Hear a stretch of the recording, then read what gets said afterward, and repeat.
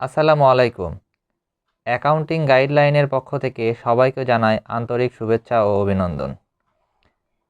আজকে হিসাব বিজ্ঞানের গুরুত্বপূর্ণ একটি বিষয় চলতি সম্পদ নিয়ে আলোচনা করব। চলতি সম্পদ কি? যে সকল সম্পদ 1 বছর বা তার কম সময়ের মধ্যে নগদে রূপান্তর করা যায় তাকে চলতি সম্পদ বলে। চলতি সম্পদ কোনগুলো চলো দেখে নেওয়া যাক। হাতে নগদ বা নগদ তহবিল, প্রতিষ্ঠানের হাতে যে পরিমাণ নগদ টাকা আছে সেটা চলতি সম্পদ।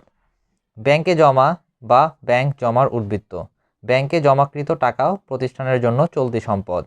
বিবিধ দেনাদার বা প্রাপ্য হিসাব, এটাও প্রতিষ্ঠানের জন্য চলতি সম্পদ। প্রাপ্য বিল বা নোট।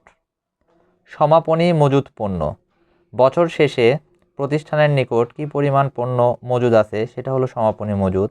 সমাপনী মজুদটা হলো চলতি সম্পদ। সমাপনী মণিহারি, বছর শেষে সমাপনী মণিহারিটাও হলো প্রতিষ্ঠানের জন্য চলতি সম্পদ। অগ্রিম খরচ সমূহ, যাবতীয় অগ্রিম খরচগুলাই হলো চলতি সম্পদ। যেমন অগ্রিম খরচের মধ্যে হতে পারে অগ্রিম বেতন, অগ্রিম ভাড়া, অগ্রিম মজুরি, অগ্রিম বিমা সেলামি।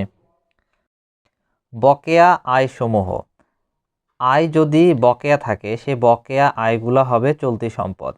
যেমন প্রাপ্য সুদ, প্রাপ্য ভাড়া, প্রাপ্য বিনিয়োগের সুদ। প্রাপ্য বিনিয়োগের সুদকে অনেক সময় অনাদায়ী বিনিয়োগের সুদও বলে। স্বল্পমেয়াদী বিনিয়োগ আর ভ্যাট চলতি হিসাবের ডেবিট ব্যালেন্স, এগুলো হলো চলতি সম্পদ।